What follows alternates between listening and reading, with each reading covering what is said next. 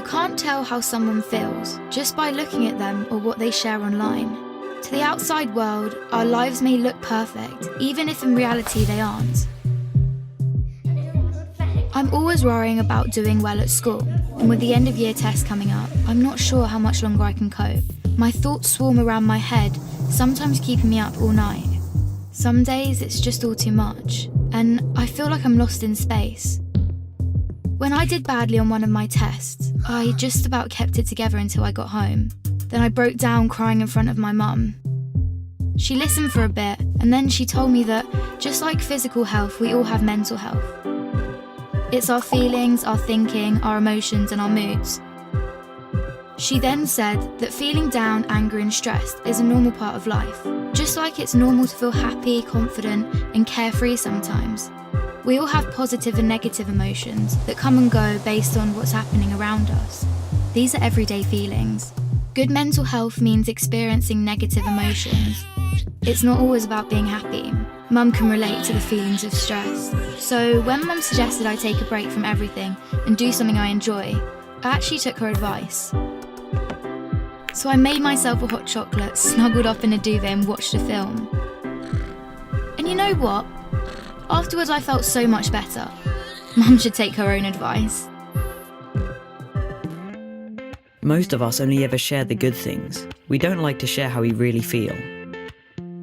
Every morning when I wake up, negative thoughts stream through my head. Getting out of bed and pretending I'm okay takes all the energy I have.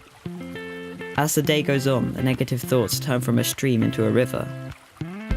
The water rushes through my head so loudly it's hard to concentrate in lessons. And some days it's so bad it feels like a waterfall that's trying to pull me over the edge. Everything is so overwhelming. I didn't think my friends would understand if I told them how down I was feeling. But when Sasha opened up to me about how stressed she was feeling, I told her. I wasn't sure how to bring up how I'd been feeling, so I started by saying that I didn't feel like myself.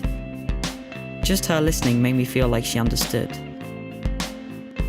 She told me some things that had helped her, so I tried them too, but it didn't make much of a difference.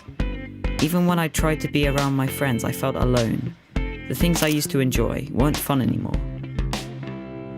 I was really worried about Andre and not sure what to do. He was quiet and wasn't hanging out with us like he used to. So I asked our head of year for some advice. He suggested I get Andre to speak to him since his negative feelings weren't going away. I didn't want to speak to our head of year, but I also didn't want to keep feeling so down, so I went. He said that sometimes we have overwhelming feelings that can be more intense than our everyday feelings. These feelings hang around for a long time and change the way we feel, think, and behave. They can stop us doing what we want to in life. That's what I was going through. He also said that if we're physically unwell, we let people know, we ask for help. It should be no different with mental health. Sometimes our overwhelming feelings are brought on because of things in our life. Sometimes they happen for no reason at all. After hearing this, I felt much less alone and it felt good to talk. Scientists have found exercise can help when you're feeling low, so our head of year encouraged me to sign up to the school football club, which Sasha was already in. I still have days when the river is there, but now I'm beginning to understand my mental health. I'm learning how to cope. Our head of year reminded me that my friends, family, teachers, and lots of others at school are there to help just as much as he is. I had no idea the people around me could be so understanding. And while it's not always easy to talk about my mental health, the person I'm talking to might be able to help. If you don't feel like talking, that's fine. You could try writing, sports, reading, art, music, playing with your pet, whatever makes you feel better.